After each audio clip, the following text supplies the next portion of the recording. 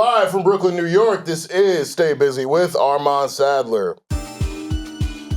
Well, you know that I'm the guy. I'm out here living life. I'm busy. Stay busy. Stay busy.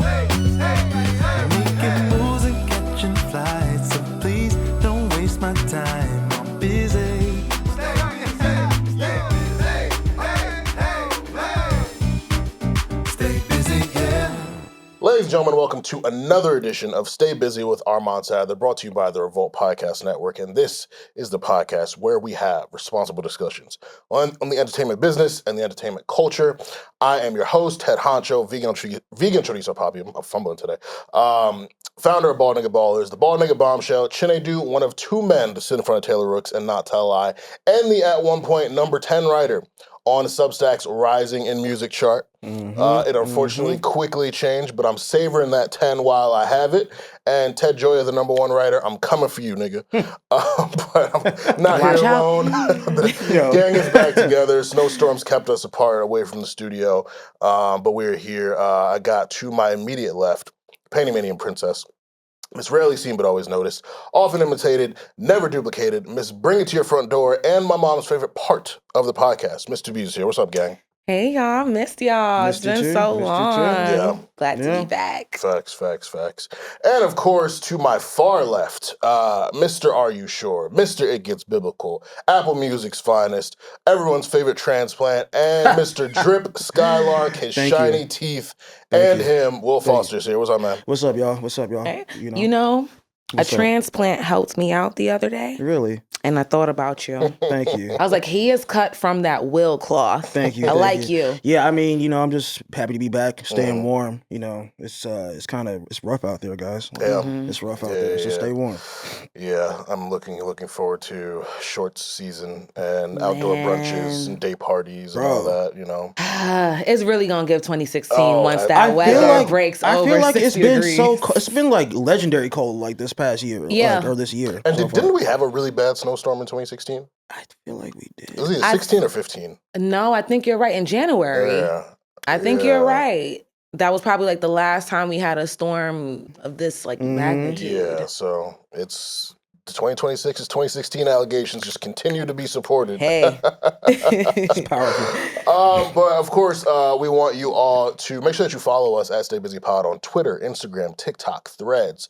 Follow us on Facebook. Tap into the YouTube to see our visual episodes and YouTube shorts. Subscribe to us on Spotify, Apple, Audio Mac, Amazon, anywhere you get your podcasts, and leave a like, a rating, a comment, share with your friend, all the various things you can do on those various apps because they mean a lot to what we are doing. And if you would like some early, bonus, raw, unfiltered, unhinged content, hit the podcast OnlyFans, patreon.com/StayBusyPod.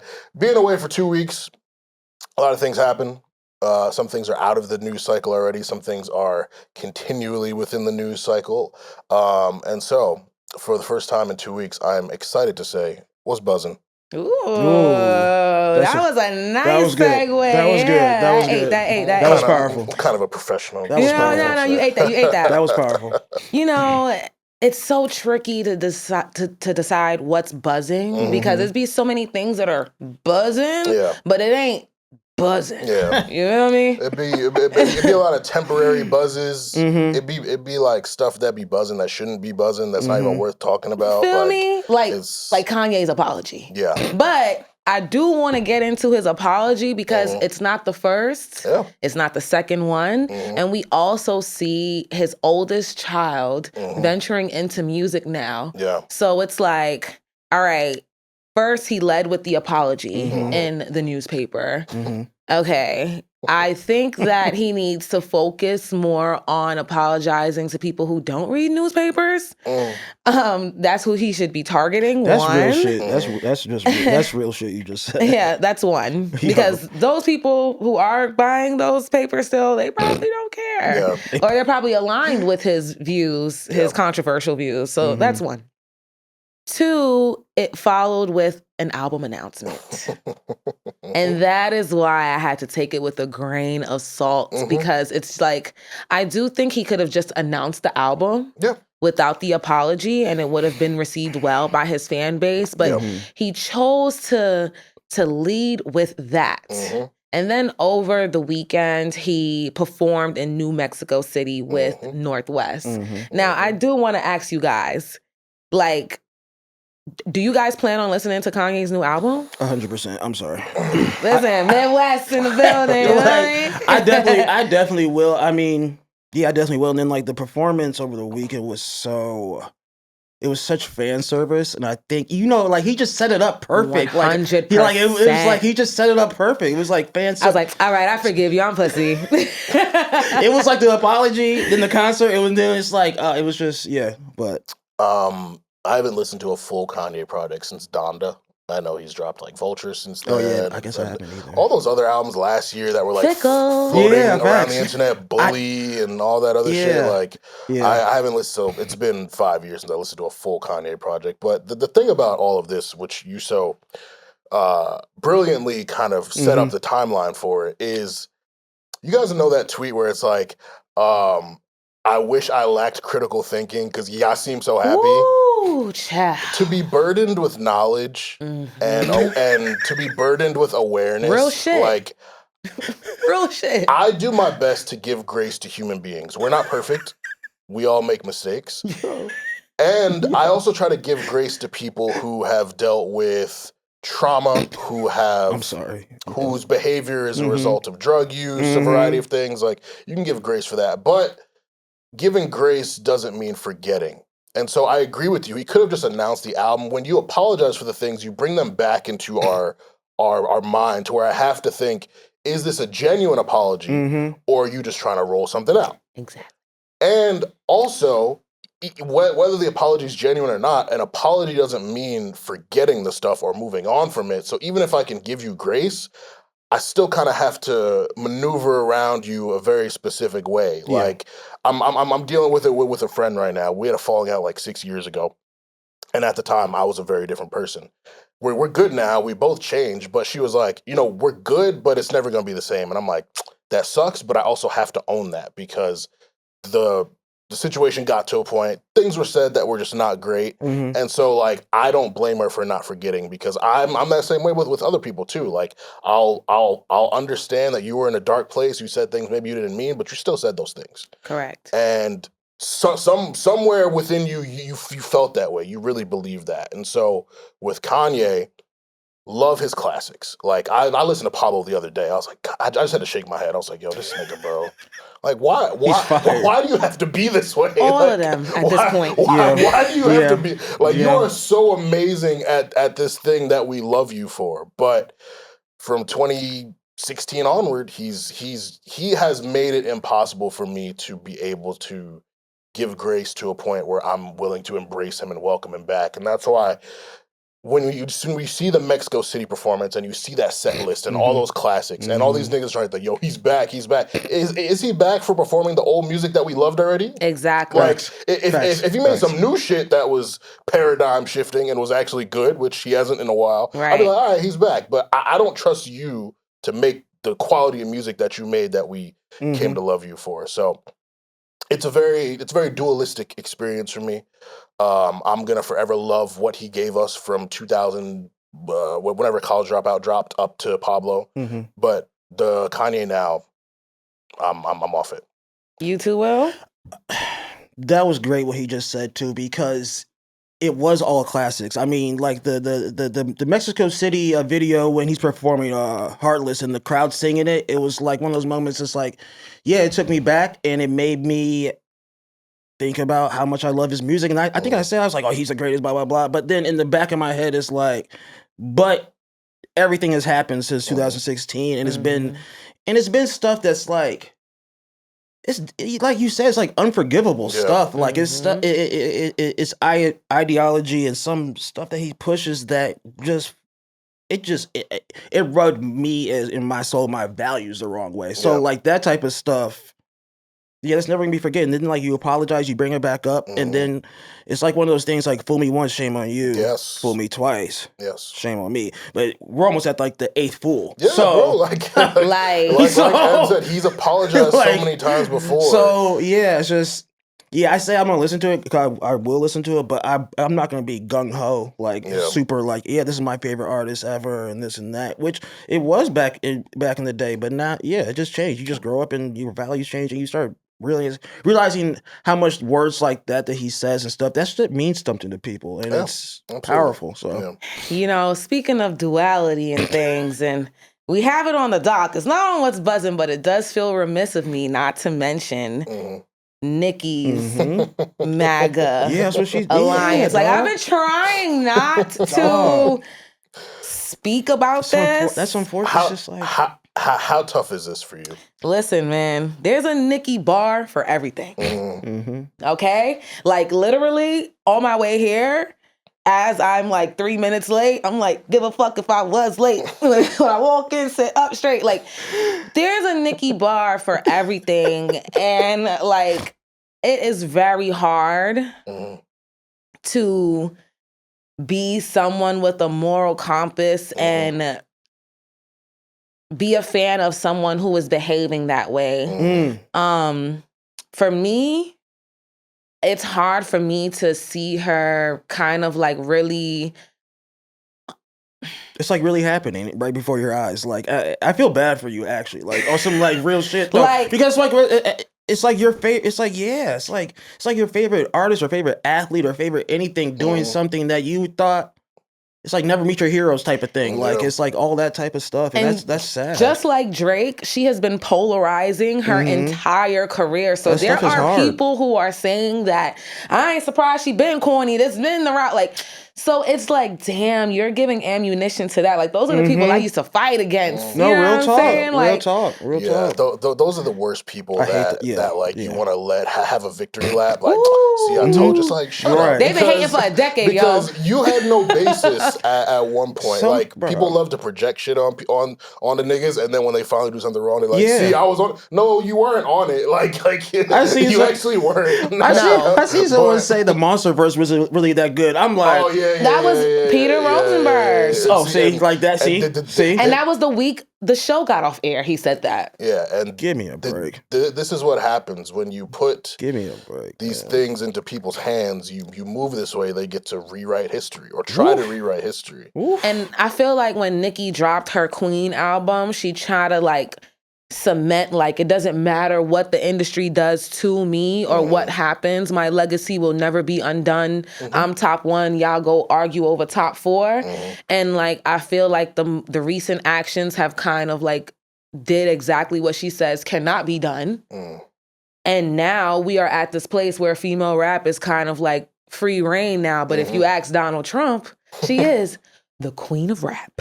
I'm just like so taken aback by this, because imagine telling your middle school U.S. history teacher that the White House and the GOP official Twitter and the Democrats' official Twitter will be tweeting about Nicki Minaj the way that they have. Like, the White House account said something about the barbs, and like the fucking Democrats account quoted it and was like, she's married to a convicted rapist. I'm just like, but so is the president. Right. I'm just like, yo, what the fuck is going? Like, it's just like the reality of what's going on is even crazy. That interview, the fact that they're tweeting like that. Yeah. But that interview also, when he's like, oh, your competition wasn't looking too good with the Dems. Like, hold on, I thought he was talking about Meg, but then I forgot Cardi spoke too. I was like, wait, Stan wars are leaking into politics? Yes. Like, I think that, like, Nicki aside, it's just really, like, unserious and crazy to me. Yeah. And, like, Nicki's not the only one. I think she is the one who's kind of, like, just jeopardizing her shit publicly. She's fully diving. She's leaning in fully. Like, she fully leaned in. Everyone is in bed with this man. Yeah. Oh yeah. Every single social media CEO was at his inauguration, donated to it. For sure. There are people who are afraid to speak out on certain things because they know that there would be repercussions that come with it. Like, so it's I'm not saying like, oh, Nicki, I'm giving her any grace or anything like that, but it's just, for me, it's like, damn, who do you engage with in the entertainment industry at this point if they are all doing the same exact thing? They might not be moving as boldly as she is, but they are all, like, like 2016 articles of Kim Kardashian advocating for Trump's success and things like that came up. And, you know, some people were saying it's because she was fighting for prison reform at the time and he's already the president, so she has to work with him and things like that. Yeah. But there were other signs that showed that she voted for him again, or people speculated that she voted for him again. And it's just like, it's such a slippery slope. Like, I don't know what to do, but it's crazy that the White House did clarify that they did not give Nicki citizenship. Them niggas are snakes. They ain't loyal to nobody, son. Yeah, it's interesting because it feels like she's like, I felt like, because you brought up how she was polarizing throughout her career, and I felt like it was just a natural thing just because of her ego, right? The fact that she was the best at the time, and now like when you lean into being polarizing, that's like it's so off-putting. It's so cringe, and it's hard to tell if it's genuine or if you're just doing this for attention purposes. Because this made me research. I was like, has she ever supported the other side? Like when Obama was in office, and then I saw she met up with Obama. Yeah. Obama gave her flowers for her music. Like that, she had various interactions with them. She had a meeting in 2016 about prison reform as well, and like I think she was still with Meek at the time. Exactly. So it's just like, seeing this pivot, because I was like, yo, has Nicki ever had any political so seeing that, I was like, oh, wow. So, and the other thing about the whole Obama thing, and that's a whole other conversation in itself, is like, just like naturally a lot of rappers and celebrities wanted to align with the black president when they were black too. So like, it's like, well, was it a genuine faith, genuine collaboration with him, or just because like the whole look of it all? I think it was both. Jeezy made that song. You say it. And I put that shit on my MySpace. I vividly remember the day Obama won. So I think it's both. Like, I think they wanted to be a part of that historic moment and have the pictures. Yeah, because it's like, this shit ain't never happened before. This nigga dapping us up, inviting us to the White House and shit like that. So I do think that it was genuine.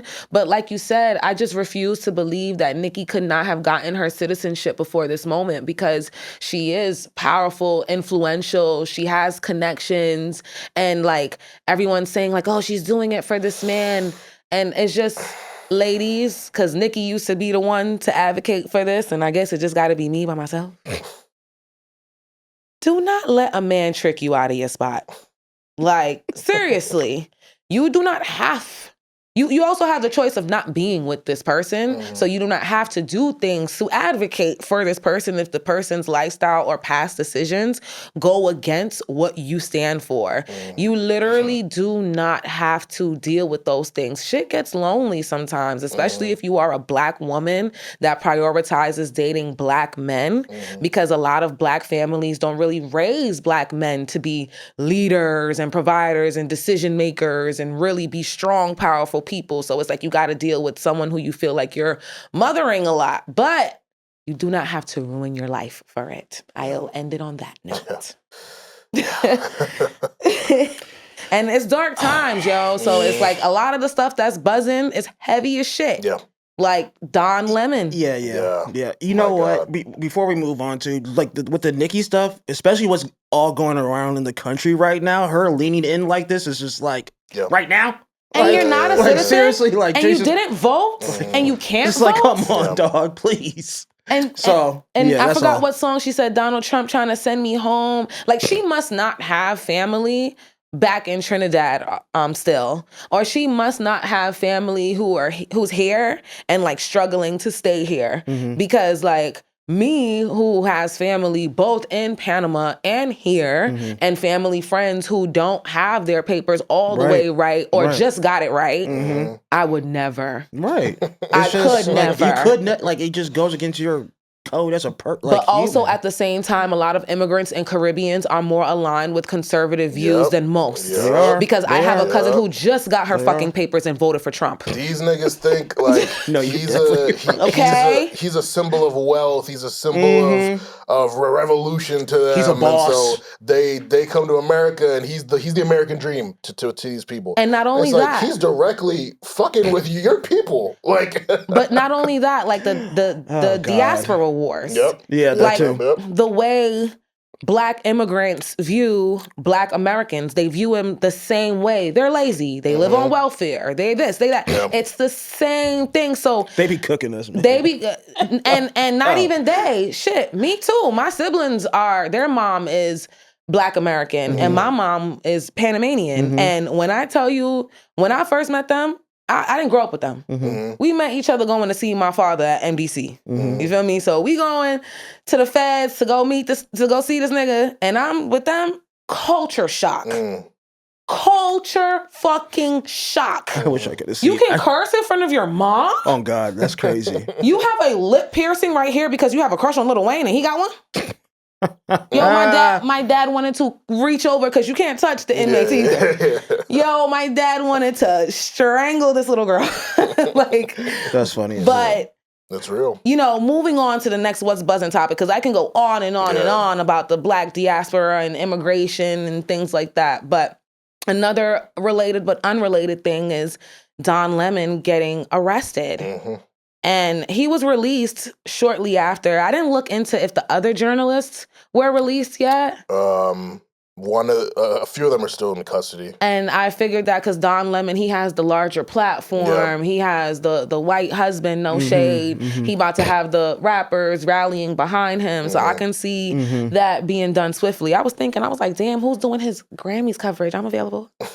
But I'm happy that my fellow Brooklyn College alumni made it out and that he is doubling down. But I did cackle when people said that Nicki had something to do with it. That's crazy. It did make me chuckle a little bit. That was just a little.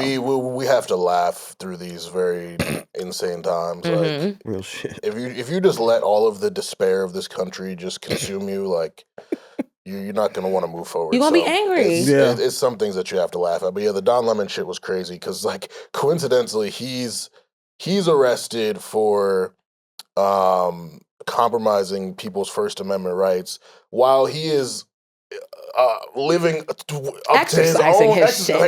I couldn't think of the word. Exercising his own First Amendment rights. Like he thinks that a pastor in a church was working with ICE.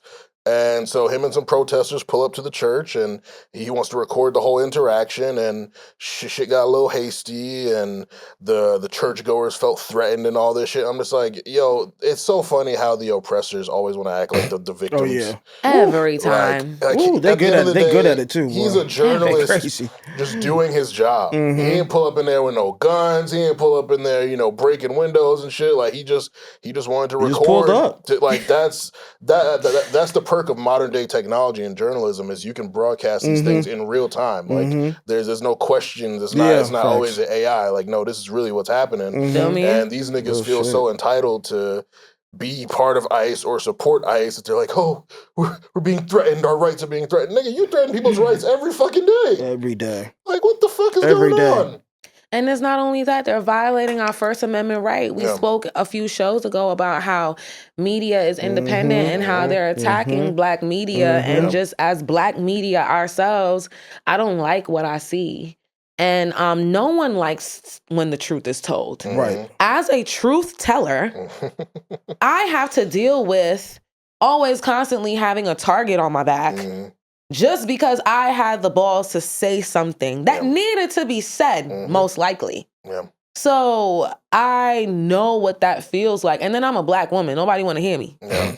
Like they close their eyes. If they could hear my voice, it's like, fucking bitch. Yeah. Like, no one wants to hear me. You feel me? So it's like I relate to that shit. No, I mean it's like it's true. It's like real. It's like real shit. It's like especially about the truth. Like it's from that one movie, A Few Good Men or whatever. You can't handle the truth. Most people can't handle it. They cannot. They just cannot. It's not pretty. And they cannot. It's hard. Pretty, it's like not cozy. it's No. It's uncomfortable. Yeah. Especially when you have truths with yourself. Like those are big pills and you have to swallow them and no one likes that shit. Yeah. I don't like that shit. Yeah. But I be wanting to grow, so you know what I mean? I deal with it. Yeah. No, real shit though. Yeah, like, so very unfortunate, but happy that, like you said, Don Lemon's free. And I that's crazy. I'm sorry, but yeah, I'm happy he's free too. I hope he continues this because this shit Somebody needs has to be do it. And this is like a cool kind of way to kind of bring all these topics together. Because actually, I wrote on Substack this week about music and politics because the political decisions of so many artists disappoint people and upset people. My perspective is like, I think it is a bonus. It's a great benefit when these celebrities are vocal about politics, especially vocal about the right things. Yes.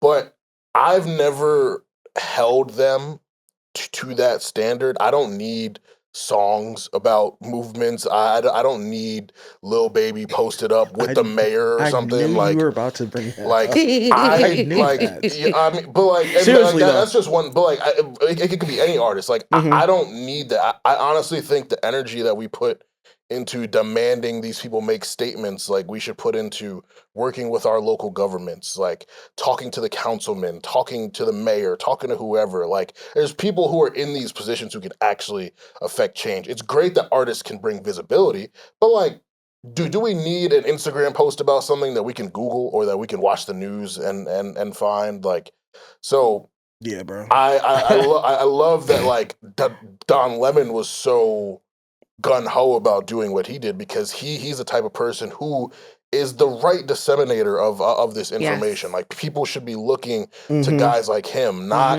fucking whatever rapper whose statement is probably written by their PR team and not even them, and they're not actually on the ground doing anything.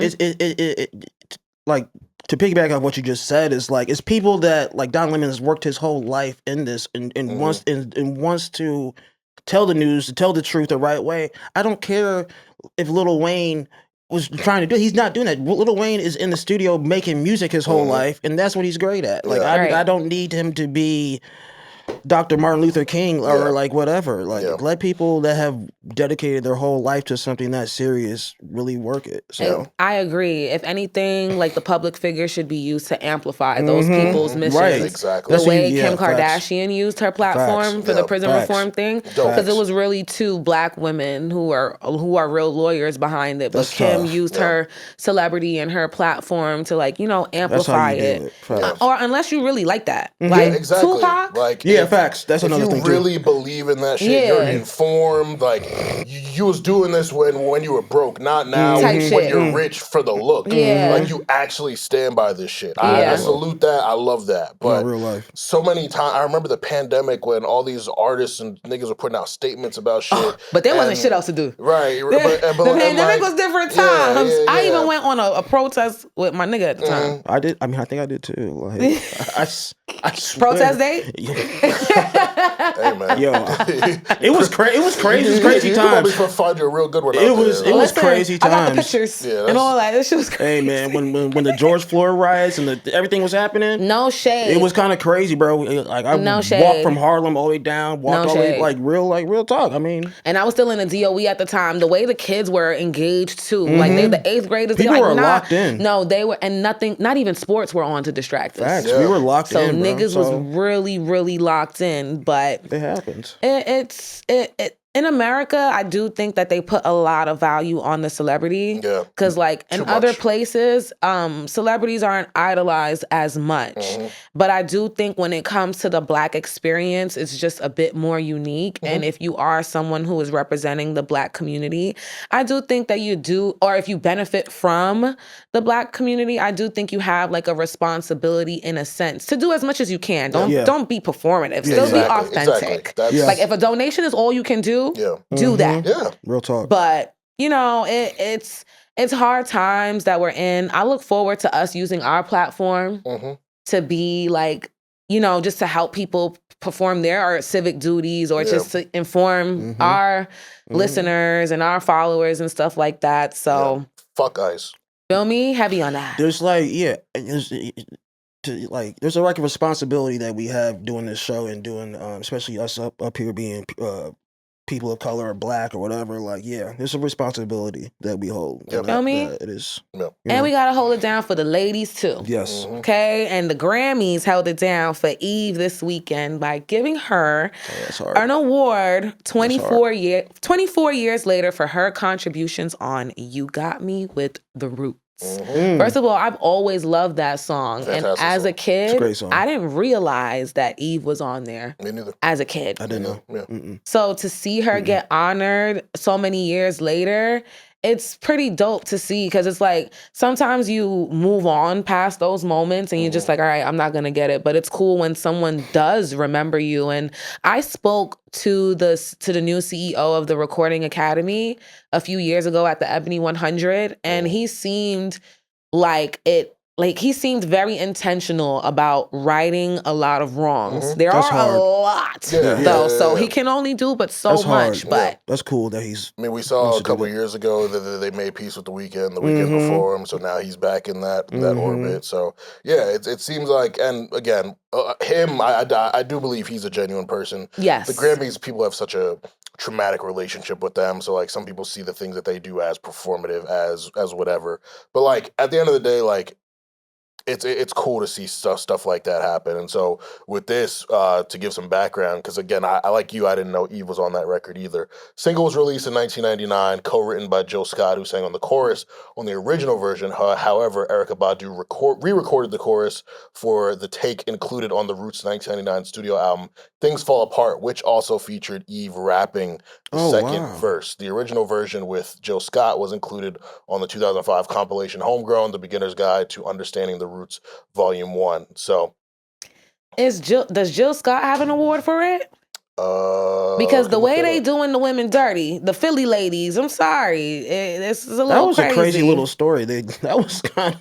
And that was kind of confused. Like, and there are a lot of stories like that. Like facts. That's what I'm like thinking about with Cash and just like stuff like that. Like how, it can get lost in the shuffle like that fast. Yeah, or holy shit. Like Asian Doll, I feel bad for her, but a lot of her gripe is like the way people handle her, and it'd be stories like this, like. And like even myself as a Black woman in entertainment and in media, you know, it's like you contribute a lot and you just don't know if these people that you're working with will advocate for you, especially because it is a man's world in this game. And it's like, I could be. It's so crazy. Like what you're saying, like, but like not crazy in a bad way, crazy in a right way. Because it's like we work in entertainment, and then it's like it's a men's thing, and then it's like it's an egotistical type of industry we work in. So it's 100%. You really have to be advocating for yourself. And you're not advocating yourself, shit will get lost in the shuffle. And if you advocate for yourself, you sound crazy. You look like Nicki Minaj. Exactly. So it's a slippery slope. It's crazy, it's a slippery slope. Because it's crazy, y'all. Are you guys aware of like how men behave when they get around each other? Like, do y'all know what y'all do when y'all get around each other? I think I'm somewhat aware. Yeah. It's so fucking annoying. Yeah, I mean, it's so fucking. Do y'all watch Traders? No, I don't. I need to. If someone actually mentioned to me, I need to start. Because it's like if Rob and Colton are doing the textbook sword thingy thing that boys do when they get together. It's so fucking annoying. So shout out to Eve for getting her things finally. Jill Scott does not have a Grammy for You Got Me. Yeah. So I'm interested. Does Erykah Badu have one? She should, yeah. All right, because she's on the original. If Eve got it, then. See, facts. Then Erykah definitely got it. Well, that don't mean nothing.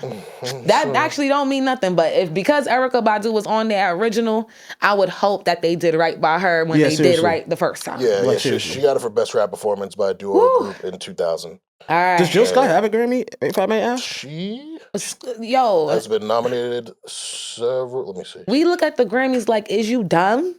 She's won 3 Grammys. Okay, cool. There's a whole lyric for everything else. Yeah. Everything as well. Yeah. But, that's good. Okay, shout out to Jill Scott. Great topics, great conversation. So that is what's buzzing. Let's jump into our lunch break real quick. Little step away from all the serious talk. So I saw a video on Twitter during all the snowstorm and stuff. It was a nigga leading a girl out of his apartment, putting her into a taxi. While that was so romantic. And I was just thinking, I was like, man, you know, but back in my day, I would have definitely been on that in the snow. Like if it was a joint I really wanted, and she was like, yo, we snowed in, but like I want to see you. Like I'm absolutely navigating the insane roads, the insane snowfall, the very bitter cold to go see. And like I live with my folks still, so like anytime I'm on timing, you can get I have to play road games. I can't play home games. I don't bring nobody by my crib. So it's like I'm the one who got to go outside. Yeah. So I was like, yeah, man. You know what? Like I'd absolutely be for these romantic ventures in snowstorms. I was dating a girl in 2021. And we got locked in real fast. So like I was always at her crib. She was actually from Brooklyn. Well, she moved to Brooklyn. She was originally from Port Chester. But I was like so down for her that like in a pretty bad snowfall, I took my ass outside, walked and got her some pizza. Like wow. the things that you do for love and affection. No precipitation, no weather. It's very few hindrances. You're not wrong, King. Mm-hmm. You're not wrong. Yeah. Yeah. I ain't do it for love, no. No. I did it for love. Mm-hmm. It was like a double thing because I've been smoking weed since I was a preteen. So I did it for the love and the drugs. Right. I'm Miguel. I'm Miguel, man. So yeah, I definitely remember one time it was like a really, really bad snowstorm, and like the person who I like was with for like 4 years, we weren't together yet, but we were like working towards it. And he was at a friend's house and everybody was about to get snowed in by that friend's house. And my family's strict. Mm-hmm. So it wasn't none of that. Like, girl, you see the weather, where the fuck you going? Type shit. So I snuck out in the snow to go bring them weed and go be snowed in with my friends and made it back home. You know what? You know what's funny about that video though? Is because they said, and like I've done the same type of thing. Like I'll go, yeah, whatever. But the thing you about went and got pizza in the snow like no, SpongeBob? no, not like that, not like that. but the funny thing about the video they said is like, oh, like she needs to like work on her game now off season. If he's sending you home, if he's sending you home, I was about to transition. If he's sending you home in a snowstorm like that, no shade. Like because you want to be. Maybe it was her choice though. Maybe, but I kind of looked like, I don't know. The video looked crazy. It looked like he was like on his phone, like, okay, like I'll see you, like Jesus Christ, like it was very like it was very like he was like disappointed in her. Looked like because like. If you a real eater, I don't want you to leave. Yeah, especially like nothing. Like, come on. Like, here, put on my boxes. Right, we supposed to be cooling for like the next if we couple be days. Stuck inside for a couple days and like I fuck with you and you good at what you do. Yeah, facts. You're not going nowhere. I enjoy your company. We doing this and that. Like, cool. Like, I can play video games. You can watch your Netflix. Like, you know, we don't gotta be cuddled up 24/7. It was like I definitely want you around. It was like 3 feet of snow outside. This nigga was sitting her home, and she had on a mini dress. So this nigga open toe heels. This nigga told her to get.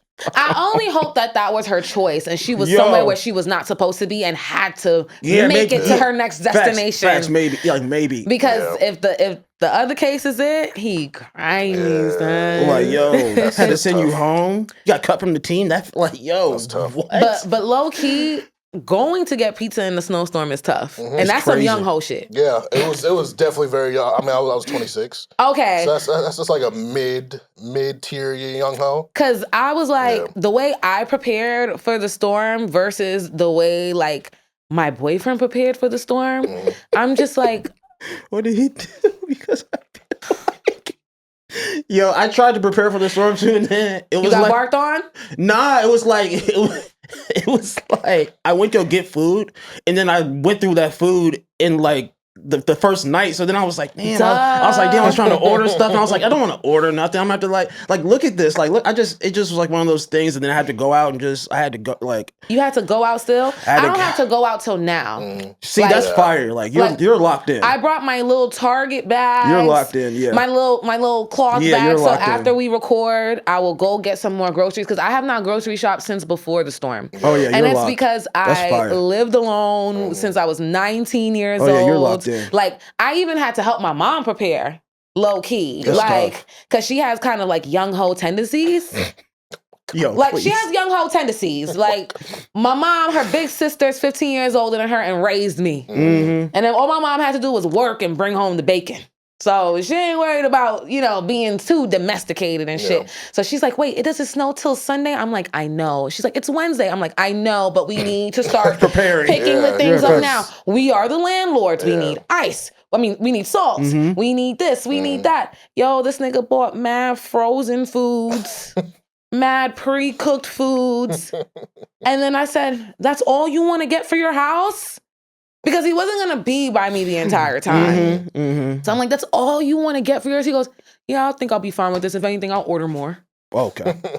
See? And I'm like, niggas was putting them Uber drivers, Bro, the DoorDashers through hell. And you know what? I looked outside and I said, I'm not going to do that. don't be that guy. Don't be that. I didn't want to be that guy. Go toast some bread, put some butter on it, eat a bowl of cereal, and go to bed. On God, I had some noodles, some ramen, I just did what I needed to do because I wasn't going to do that to people. It was like ridiculous outside. No, it was bad. It was ridiculous. Cars getting stuck in the roads and shit. It was ridiculous. Get dug out. It was like, it wasn't cool. This doesn't make sense for me to do. At all. Yeah.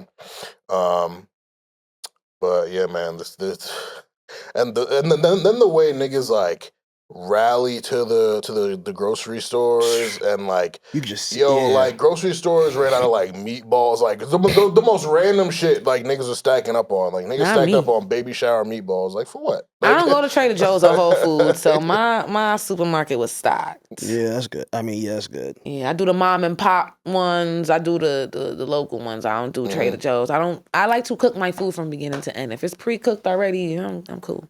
Unless it's the end of the world. Yeah. I don't want to eat like we in a fucking apocalypse for no reason, man. Facts. Like we're in a vault or something. Like I want if the food grows from the ground, please do not give it to me in a can or a box unless it's the fucking end of the world. Right. Have you guys thought about? Well, rather, how many Apple products do y'all own? Okay, I got an iPad. I need a pen. Babe, if you're listening to this. And my birthday's got it. I have 2 iPhones. Really? Yeah. Why you got 2 phones?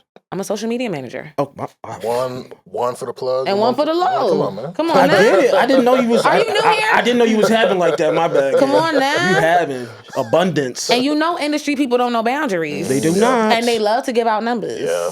So. Damn, maybe I need 2 phones. Yeah, or maybe like a Google number. You know what I mean? Word. 2 iPhones, a MacBook. Actually, I have several MacBooks because I've had several jobs and I'm not giving them shits back. That's hard. Yeah, I got a lot. I can't even count that shit. I ain't gonna front. I got iPad, MacBook, phone. Used to have Apple Macs, so someone stole them, but whatever. Yeah, so I guess someone stole an iMac. Like the Apple Air Max headphones. Oh like damn! I would have got you too. Oh wait, so someone stole them headphones from me, bro. And I can still see them like riding around the city. Like you want to run down? That's why. Yo, let's vlog running down on the nigga. I be thinking about it sometimes. I be like opening my shit and then you can see your product and like I can see my product moving through Brooklyn. I'm like, whatever. I ain't even gonna hold you. The pussiest nigga that I know from Queens ran down on a nigga for his fucking Apple product, bro. That ass. No, I feel it. The pussiest nigga that I know. This shit is not cheap. And it was nice too. Yeah, I used to love them. I like them. I like them. They sound good. That sounds like a little YouTube series. If that's the social media manager. We might have to do that. We just might, PD, roll the cameras, man. We're gonna have to put the DJI mics and find Will's earphones. Yeah, no, seriously though. But just for. I have iPhone, iPad, Mac, AirPods. I have something else that I'm forgetting. Mac, iPhone, iPads, Apple Watch. iPad. It died, but I have an Apple Watch too. I was thinking about this because I had to go to the Apple store twice this week. Oh, Jesus Christ! Because my fucking AirPod Pros weren't charging. I cleaned it out. I did all that. They ran diagnostics, reset it. So then they were working again for the next day, and then the case. I had to remove the Bluetooth connection from my phone, and then they wouldn't reconnect. So I went back there like, oh yeah, the case is defective. So I had to buy new AirPods, and then that's annoying. That type of shit makes me like. And then I was telling them, I also brought my Apple Watch in because the battery, I had that for like 5 years, so the battery naturally just died. So I'm like telling them, I'm probably gonna come back and get an Apple Watch at some point soon. So they like showed me a list of all my Apple devices and like their trade-in value. I was like, yo, this shit has really taken over my life. Like back when I first got my first iPhone, actually even further, when we were kids, we used to just have iPods. And then like the iPod turned into the iPod Touch, and then like the iPhone, and then you have the iPad also came out, and you eventually got a laptop. I'm just like, God damn, like Apple products. They've really been going have crazy. I still got my iTouch. They've been going crazy, bro. People still have iPad Nanos. Like people have like all these crazy things, and then the stuff that they keep releasing, like even the VR thing. I know it didn't sell well or whatever, but the fact they even make that, I heard they was trying to make cars. I think they might have stopped making cars. But yeah, Apple is crazy, bro. I can't lie They to going you. crazy, man. And it's funny because but before I had all these products, specifically the Apple Watch, the iPad, and my AirPods, I was like, what am I gonna need that for? What am I gonna actually use it for? And then you get it, and you see how convenient it makes your life. You're like, oh man, now I'm at the point I feel naked without my Apple Watch. I'm like, checking the time, GPS, I had all the this watch, shit. I'm like, fuck. I had the watch too, and once I realized that you could I'm flipping through music, I'm reading my messages, I'm doing this and that. I'm like, oh, this is I feel like I'm Iron Man or something. This is hard. They really condition you to feel reliant on their products, and that's how they're able to corner the market so well. It's really insane. So. Yeah. I think it's just their marketing, really. Because it's a bunch of other brands that sell the same or similar products. No motion. You know what I mean? No motion at all. I ain't getting a Google Pixel or a fucking.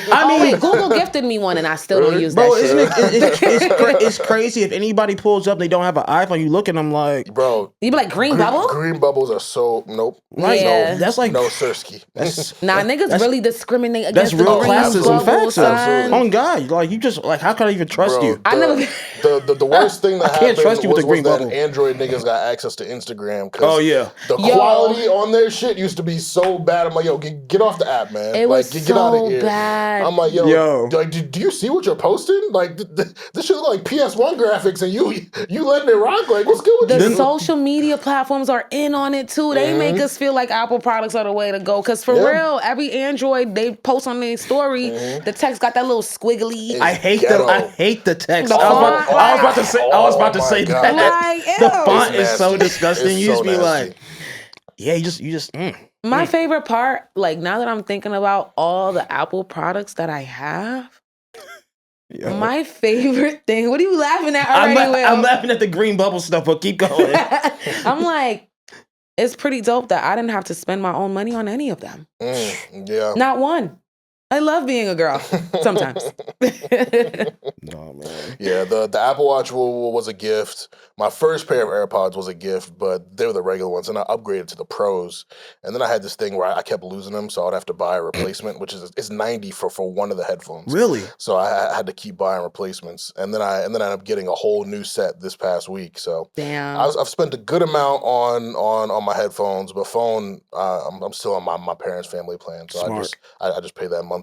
Shit, when I turned 18, I took myself off my mom's family plan. I respect it. I said, and when you punish me, I'm staying with my phone. Yeah, you can't take that no more. No, I was like, I could stay home, but I'm keeping my phone. Yeah. And she just looked at me like, this bitch. Been letting my nuts hang. What happened? Let's move into this chat. So first, for continuity purposes, obviously, if you listen to our last episode, we did a responsible revisit of Rihanna's 2016 album, Anti, whatever you want to call it. And it was the 10-year anniversary of her album this past week, and she got some new certifications and achievements to cement that. So the tracks Woo and James Joint, they are now platinum. Consideration is 2 times platinum. Desperados 3 times platinum. Kiss It Better and Sex With Me are 4 times platinum. Love on the Brain is officially diamond, making her the female artist with the most RIAA diamond certified songs with 8 of them. Jesus. Work, which is already diamond, is now 11 times platinum. Needed Me, which was also already diamond, is now 12 times platinum. Anti is the album that is the longest charting album by a black female artist in Billboard 200 history. Rihanna is number 2 on the list of artists with the most weeks at number 1 in Billboard Hot 100 history, 60 weeks. Mariah Carey has 101, and Rihanna is trailed by the Beatles with 59, Drake with 56, and Boyz II Men with 50. Monster. Shine bright like a diamond. Yeah. Going diamond is so crazy. Like that. Doing it 8 times. Bro. Yeah. Listen, I'm here It's hard to even put into words. I have favorites. Favorites. There are people that can do no wrong to me, even when they be wildin'. One got removed, but Rihanna is one of them. Yeah, so it's been cool to reflect on the album, and she she was tweeting more. She was tweeting about it, posting videos and stuff from it. So yeah, just cool to live in this moment and look back and reflect and remember all the memories. So yeah, again, if you guys haven't listened to our responsible revisit of Rihanna Anti, make sure you do that in our previous episode. R9 is coming, man. I feel it. I mean, I feel it. It would make sense. Like you said, she's tweeting. Yeah. The inspiration, like from her new lifestyle. Her partner just released a long-awaited album as well. Like, I think it's coming. Yeah, it definitely wouldn't shock me if she was like inspired to put something out by the osmosis being around ASAP and everyone else who she's around. And bro, we would welcome it. Like we would absolutely. I think people would 110%. Yeah. People would be like, oh yeah. Like it's not something we need, but it's something we want. Like we said in the discussion, I want to see where she's at creatively. Yeah. I want to see if she's capable of outdoing Anti. So. And Rocky claims it's so like she's in an experimenting phase. So I'd really love to hear it. As long as she's not doing the type of experimenting that Rocky does, because that nigga's experimenting with some bullshit. I knew it. He be doing some. I knew it was coming. This nigga be just throwing paint at the wall and my god, yo, it was so funny. He oh my god, Rocky did an interview on the Joe Budden pod, and they're like, yo, what's your favorite song from the album? And then he told them, and so Joe plays it. They all just sitting there still, just not reacting to the song. Joe trying to bob his head like he fucked with it. I know Joe didn't like that. Someone said he picked the worst. He picked the worst song. Right when he said the song, I think it was Ish or somebody said, "Yeah, that's my least favorite song." Yeah. I was like, "Oh god!" Yeah. And then he played it. It was like complete bullshit. So. I won't lie. I haven't played the Rocky album. I don't have any interest in playing it. I listened to it. It is very ASAP Rocky-ish. I'll tell you that. But I appreciate him. Yeah. I appreciate him and what he's trying to do. Like, he was even speaking on times and stuff. I was just like, oh, you're acting like a real rap artist. Like, you know, you're doing things that you, like, you know, in the job description says that you're supposed to do. So I think it was cool. Yeah. I'll take your word for it. One project I did listen to was J. Cole's Birthday Blizzard. It is a little appetizer mixtape before the fall off comes February 6th. The fall off is confirmed to be a double disc. He put out disc 2, track 2 a couple weeks ago. He is so funny, man. But Birthday Blizzard has been the talk of the week. It was available on thefalloff.com. You could pay as little as $1 to access it, and then you could pay more if you so felt inclined to. I saw niggas paying some crazy amounts for that shit, but hey. Craziest amounts? Just say, man, like God. What's the craziest amount you saw? Dog. Something's wrong with people. I saw some hundreds. I saw, and this is probably a joke, but I saw someone try to type in $10,000 for him. Like, I'm like, all right, bro. Like Cole don't need that money. Shit, I do. Yeah, so send that my way. But it was cool. It was very reminiscent of the mixtape days. Obviously, you know, you're not going to a barbershop to buy a mixtape. You're online, but like you're like paying money for it. It's direct to consumer. You don't have to go through the red tape of streaming and all that. And that allowed him to freestyle over beats that he probably wouldn't have been able to clear. The victory beat, I believe, Money, Power, Respect was another one. He did a Black Rob track. I forget the song he did there. But thoughts on the music, thoughts on the way he released it. I love the rollout. I feel like we've spoken about how mixtapes have evolved, and I love that this is closer to the true essence of a mixtape. I love that Clue is a part of it. I was about to say that's my favorite part. Yeah, he's one of my that's my favorite part. That's my favorite part. That whole mixtape era, he's one of my favorites. I grew up hearing Cluminati on the radio. You feel me? He's also Panamanian. So it's like that's crazy. It was dope. J. Cole can rap really, really well. Yes. Like really, really, really well. And I always say when we have these Mount Rushmore conversations, I always say that I don't think that both Kendrick and J. Cole should be on the Mount Rushmore. I think that a spot should be reserved for Future, and that them two should be duking it out for one spot. You know what? I agree 110% with what you just said. I know he backed out, but I feel like he's probably the only nigga who could have stood toe to toe with K. Dot in regards to like a rap battle, craftsmanship, rap battle. Like I guess. Wait, so who's your four then? Because Mount Rushmore is four heads, right? So it's Future, J. Cole, or Kendrick, and then who else? Drake and Nicki. Oh. Oh God, I forgot See, about come Nicki. on, Okay, man. it makes sense. I didn't want to say it. He was trying. But he forgot. That's crazy. I thought you was trying to get it out of her. I'm Right, like, gosh, I was I'm like, like, setting me I'm up. like, this nigga, this nigga. I said, oh, he got his producer hat on. He went crazy. My journalistic due diligence. I can see. He said, I'm exercising my First Amendment rights. I can see like the wheels turning. He said, wait, he's hold almost on, like, pause. I was like, huh. I was like, I agree. He said, I said, I agree. And then he was over there like, wait, agree with what? he said, what, nigga? But yeah, no, I think that they are the same type Yes. of rapper. And like J. Cole, he can rap really, really well. Really, really well. No, I mean, Clue was my favorite part. I can't lie to you. It was nice. It was cool to hear the victory beat, hear Clue come on talking, and he, J. Cole rapping his thing. Yeah. I'm a fan of J. Cole. He's not my favorite. I do agree with it should be one of him for the Mount Rushmore thing. I just want to know. I just want to know what happens on the album. Like this is going to be fine, but I need to know what happened between. You already know what's like. I just want him to address it. And if people don't think he needs to address it, whatever. But I think he has to address. To clarify, what happened with him and Drake? Yeah, just everything. Saying that they haven't spoke since then, like, or this and that. Like, bro, we went on a full. Kendrick told us. Went on a full-blown tour. We had the #1 song in the world. They didn't finish it. He did not finish the tour. Isn't that crazy? It was just It was just what up. I mean. And then naming the fall off to me is just so like I don't know, whatever. Naming it the fall off definitely made me feel like, all right, that's the shit that everybody be saying about Aquariuses. Like, we're not good people, man. This adds to it. Like, we're full of shit a little bit. The fall off, like, come on, bro. Maybe the walk off. Like, I don't know. I don't know, bro. But I kind of I understand the album title from the standpoint of because we do see a lot of rappers at his age fall off. Okay. Like, niggas don't be having careers this long. And no, so of I course, think of course. kind of owning that, but then kind of flipping it into like, I'm choosing to walk away into the sunset. And for what it's worth, in my perspective, J. Cole's gotten better over the course of his career. Like, yes. You go back and listen to Sideline Story and you listen to his recent verses, it's night and day. Like, he's definitely some of his old shit is almost unlistenable to me, to honestly, be honest. Like, I don't really be wanting to hear it. I didn't get why people liked him at that point.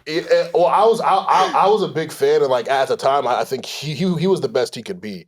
But which era are we talking about? Like 2000. Well, here's the thing, because like Friday Night Lights is amazing. The warm up, the come up were amazing. Yeah. His early albums weren't that great to me. I understand that. I understand that. The Born Sinner, the Sideline Story, Cold World, all that. Like all that stuff was. What's the one when he's sitting on the house? That's 2014 Forest Hills Drive. Everybody loves that. Like that's the one. That's a breakthrough, critically acclaimed magnum opus. Yes. Okay. That's what started the whole platinum no features conversation. Okay. Okay. I still need to go back and fully. So from that standpoint, I understand the title. He's been telling us the title for like 7-8 years too. So like there's been a whole strategic plan with it. With regards to the music, completely agree. Rapped his ass off. Premium raps. I love to hear it. I love the whole jacking for beats type concept, like, and adding Clue kind of makes it feel like when rappers, and they still do it somewhat, when you go to the radio station and freestyle before your album's about to come out. They like, don't do it. Yeah, I know what you meant. Some of them do it, but I know what you meant. It's not as frequent, and it's not as impactful. Like it don't really mean as much as it used to. But Cole, who's a student of this shit, who came up in that era, like it's cool to be bringing that back. Him and Eve also taught me Birthday Blizzard was a flip because DJ Clue put out a mixtape called Birthday Blizzard 96. So 30 years later, J. Cole flips it for himself, Birthday Blizzard 26. I thought it was cool. And I'm glad that Eve showed me that, because I got into it's not a debate because I wasn't debating, but this people were listening, and you know how people get with anything Cole, Drake, or Kendrick do. Who are these bars about? Who are they talking about? He dissing Drake. So this nigga tried to tell me Birthday Blizzard was a shot at Drake, who's rolling out his album called Ice Man. Yeah, and I'm just like, I don't think so. I think it's J. Cole's birthday. Yeah. And I think there's been blizzards around the country. So he's like, here's new music from me. This is my version of a blizzard of music. But then you see the reference to DJ Clue. It's like, okay, this is some real hip hop shit. This don't got nothing to do with what I thought or what you thought. Now, there were bars on certain songs like Golden Goose and all that Drake came up a lot. People, he was the popular pick for a target of some of those bars. And for what it's worth, I do understand where they were going with it. I wasn't too invested in that. I think that we as a community should just really just take in music and just like enjoy it. Unfortunately, with these three, this stuff is always going to come up. But I love the project. I thought it was really good. We're going to break down one track and line items a little later. Yeah, in terms of the fall off, like the double disc, you're already putting big expectations on it. Like that's a lot of music. Like keeping people engaged for that long, like it's a tall task. We saw Drake try to do it. Scorpion was good. It wasn't amazing. It was good. Yeah. Like it's a tough ask in this era. There's so much music. Yeah. We have so much autonomy. Like you know, like streaming, we could just cut some shit off, put something else on. So like you really got to make some like ground shaking shit to double disc it. We've seen a lot of double discs throughout history, and not all of them are good. So it's a very tough ask. But if he is walking away from the sunset, I get it. He probably has a lot to say, a lot to reflect on. I'm hoping that he works with some artists. Now, there aren't necessarily any upcoming artists. I'm like, well, I'd love to hear Cole with them. But, you know, I didn't think that I would have wanted to hear a J. Cole, Young Thug, Travis Scott song. And the London was fire. I didn't think I would want to hear J. Cole and Lil Baby. And I liked Pride as the Devil. So, like, we'll see. Like, he's such a traditional backpack type rapper, but he has the versatility to work with anybody, I feel. So I'm really intrigued at who he may potentially work with on the album. So I'm looking forward to it. This could all just be a part of his plan too. Like the whole rapper retiring thing is a marketing tactic that I thought Hove made up, but apparently Too Short did it in the 90s. Too. Yeah. Facts. I just seen that and too. I was just like, wow, here I was thinking that Hove is so innovative. When Jay-Z did it, it was crazy. Like that was I wanted to cry. I was in Ohio like, what? I'm in Brooklyn like, oh no, put on my Timbs. I need to get ready. Like, whoa. Like, what's going on? So this could just be like that, like a marketing ploy to get us all to talk about this final musical effort from one of the big three after we just seen two duke it out and he was like supposed to be in it and then bowed out. Like it's their world and we're living in it at this point. The only and completely valid because niggas will do whatever to market some shit. I really do believe Cole though, because again, he's been telling us about this for like 8 years, and he's not too consumed in the fame of it all. Like that nigga really loves music.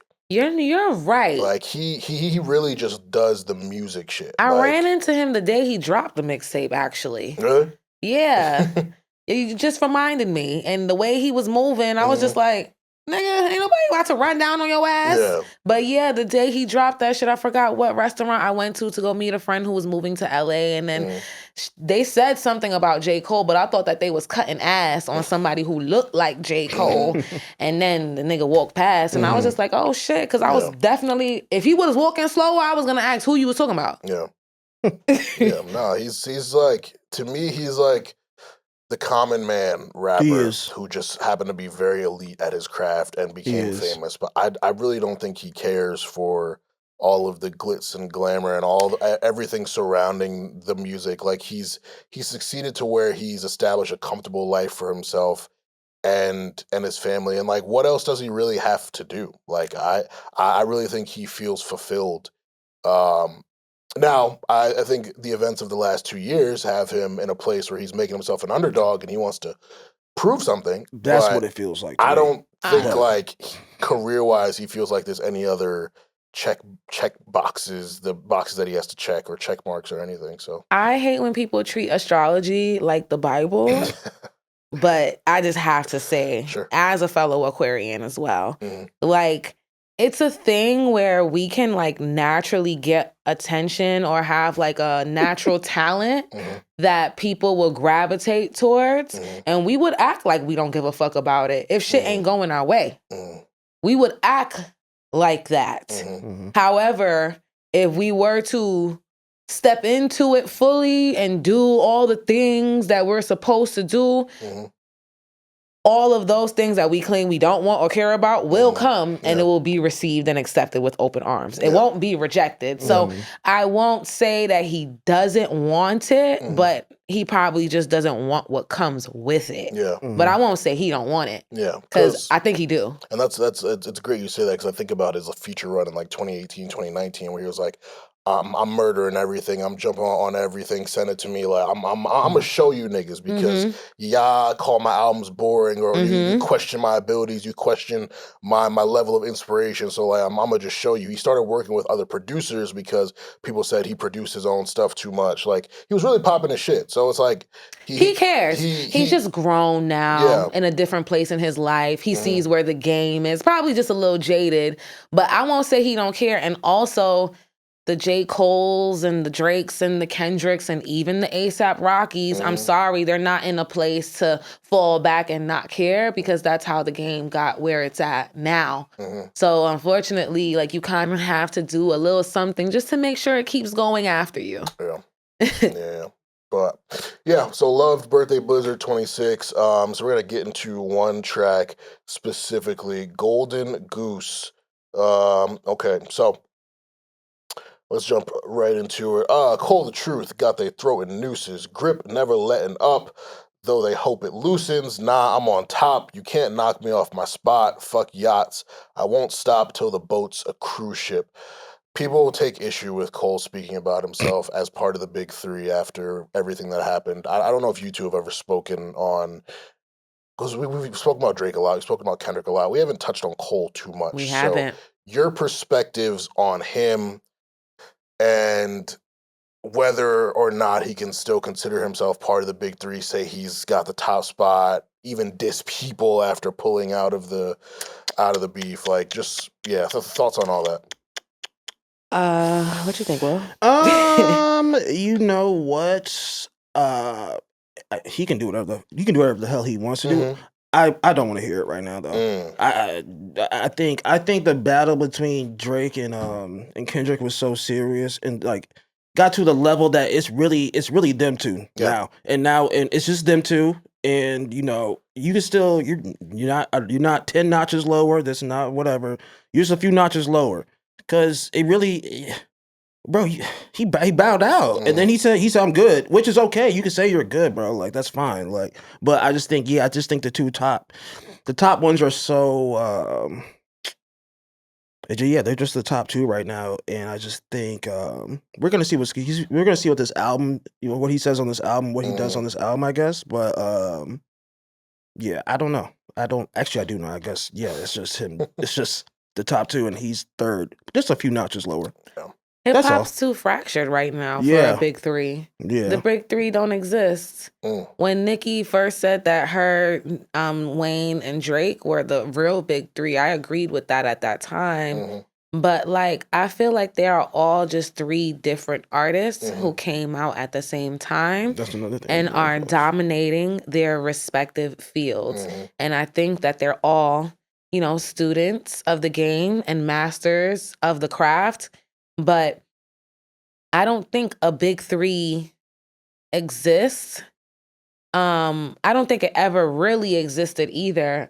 I personally feel like this is like new hip hop discourse. Like, I feel like this is coming from niggas that just started listening to hip hop 10 years ago, bro. I'm sorry. Like, and I don't be wanting to engage in their conversations because it be feeling like, baby, stay at the kids' table. Yeah. It became a conversation piece within the last 10 years. That's what I'm saying. It's kind of crazy. It's like, it's kind of crazy. The way we consume music has changed so much. The way we talk about it. The way we talk about it has changed so much. Ever since you said chart data, that Twitter page was created in 2016. I don't be giving a fuck to talk about any charting at all.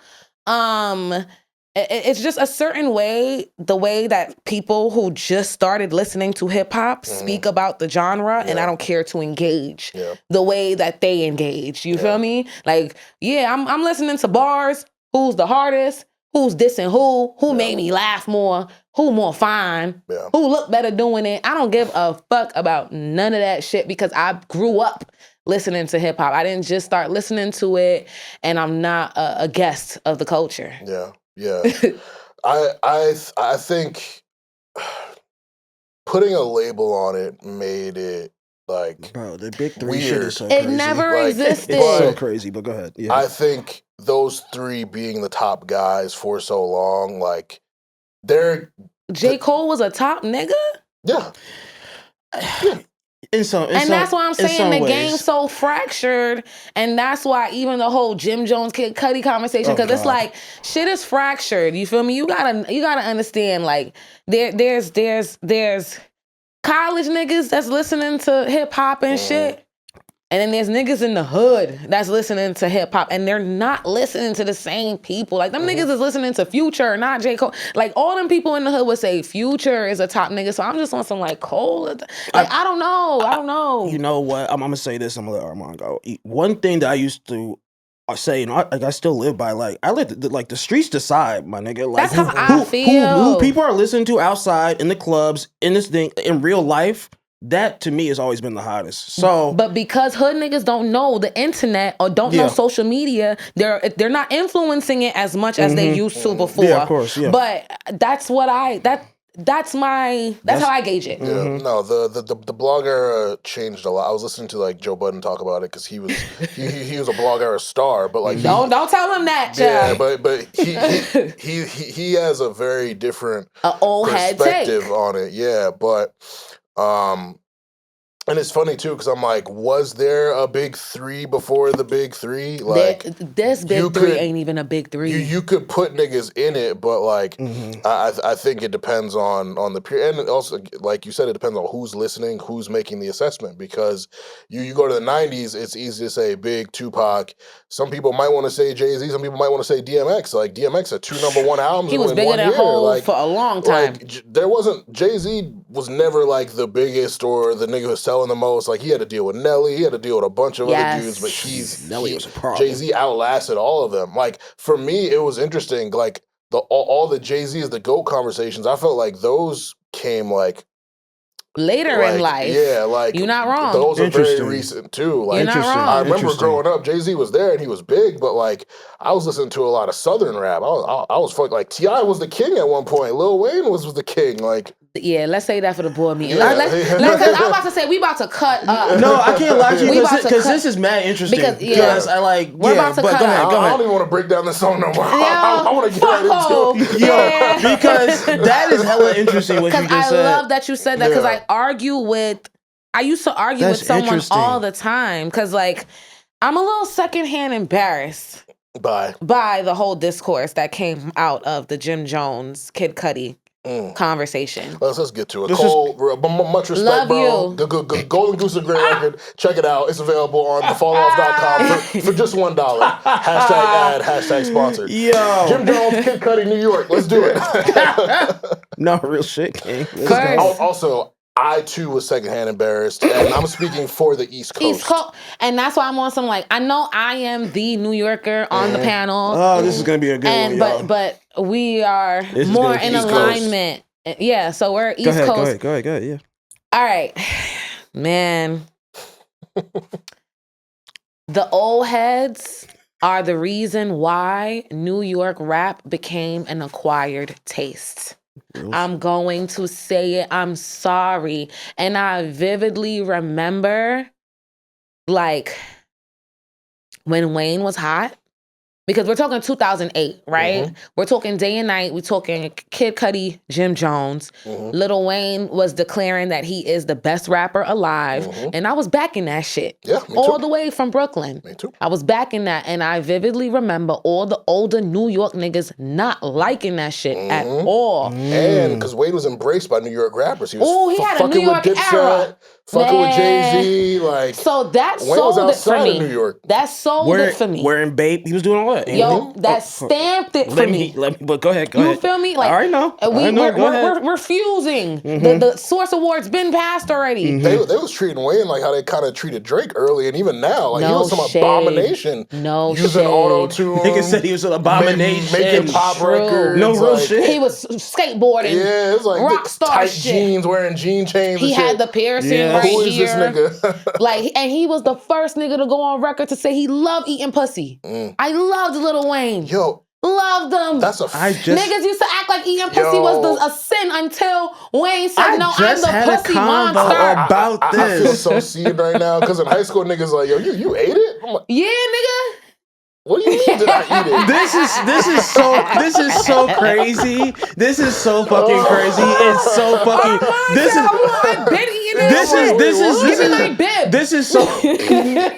is so crazy and so fucking fire because you was eating in high school, Will?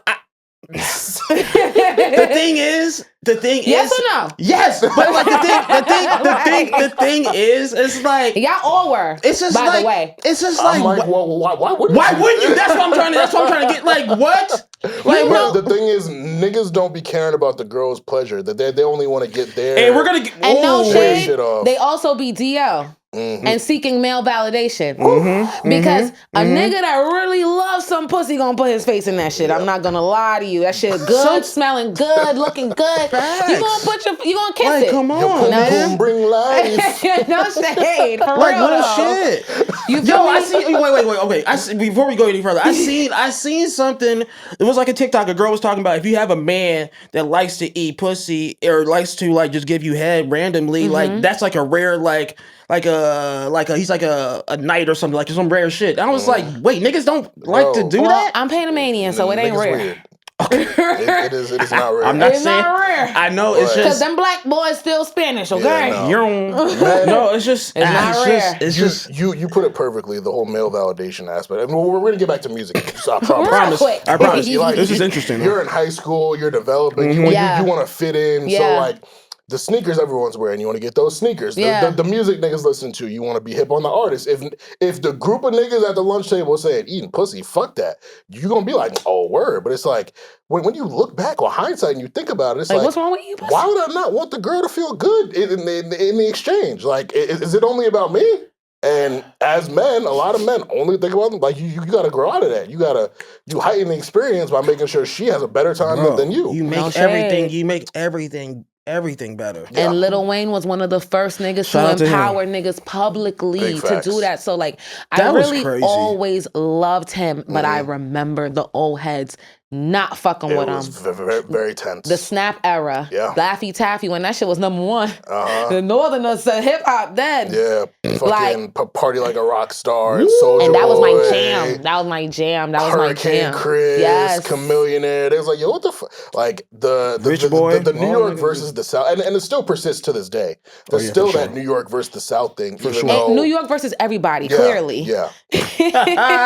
So specifically with regards to Jim and Kid Cudi, I want to talk about my experience with that record. Yes. I was not hip to Kid Cudi in 2008, 2009. I didn't learn. I didn't learn about him until my homies in high school were like, "Yo, Kid Cudi, super dope, super dope." What year was that? That was 2009.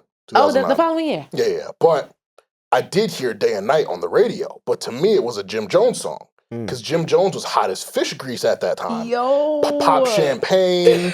Ballin'. We Fly High was a few years ago. Let him keep going, because this is nuts. I hear Day and Night on the radio, and the remix, he opens the song. So, like, there's just a certain power that comes with opening the record. And, like, you hear the chorus, and the chorus is cool, but, like, I knew Jim's verse by heart. I probably still know it by heart. So, like, to me, Jim put me on. But I would never say Jim Jones is the reason Cudi was famous, because when I spoke to Cudi fans, they were praising Man on the Moon and the mixtapes and all that. And then as you do your research, you learn he had motion on the blogs and on MySpace before that. Like, niggas don't just jump on remixes out the kindness of their heart. You jump on something because it has motion. Thank you. And there was also that remix to Day and Night by the Crookers, which also helped the record get bigger. I forgot about that one until you mentioned it. Just for some background info, Day and Night was circulating on blogs and MySpace in 2007. The record didn't officially come out till February 2008. Crookers remixed it. There was a free download in like March 2008, but they didn't release that remix commercially until August 2008. Jim Jones didn't remix the record until October 2008. So the song was cooking for a year before Jim Jones even got hands on it. And like that happens. Like Bryson Tiller it was on SoundCloud in 2014. It didn't pop until 2015. It happens a lot of music. Like some things take time to cook. So this conversation for me was funny because as an East Coaster who was listening to Hot 97, Power 105.1, I acknowledged that my introduction to the song was via a Jim Jones remix that I heard on the radio. But everyone else around the country is taking Jim Jones's take or taking the East Coasters radio listening take as we're saying, oh, Jim Jones is the reason he's famous. No. Well, Jim Jones did say that verbatim. Jim Jones said that. We're arguing another thing. I'm not saying that. I'm just saying my exposure to the song was the radio. And somehow I'm like, because I was on the blogs, like I was digging through the websites and like, you know, finding music and stuff, LimeWire, Kazaa, FrostWire, all that shit. Like I was active, but somehow I just missed Kid Cudi. Now, I have two friends that were so heavy in that music discovery bag on MySpace specifically. Like, I went to a Miguel show in the early 2000s because of my friend. She used to be like, my name is Monet Jantel. Like, I had a friend that was already obsessed with Jhené Aiko during the MySpace era. Yeah. So, like, I saw her in the B2K video. So when Jhené Aiko finally had, like, her own solo career, it was just like, oh, shit. Same situation with Kid Cudi. I actually remember there was a time that he did like a partnership with Boost Mobile, and he went to Boost Mobile on Flatbush in Church. That's when they had just first opened. He went to the Boost Mobile store, and me and my cousin pulled up. It's my play cousin, that's why I said friend. But we pulled up, and we won tickets to the show, but we were underage. And she told me to lie, but she's more sneakier than I am, so I ruined it for us. Yeah. But I say all of that to say that I was already up on it, but I would not have been up on it had I not met her, because she is what I would consider a Soho kid. Remember Soho kids? Yeah. Soho was the epicenter for street wear style and culture. Yeah, I remember kids in my high school would take trips to Soho all the time. No money. Yeah. Just going there. They wasn't buying them, just being in the and just taking environment. pictures. Oh, God, bro. And just vibing out. Babe store, all that type of stuff. You feel me? My mom is not American and she's strict, so I was not allowed to partake in any of that bullshit.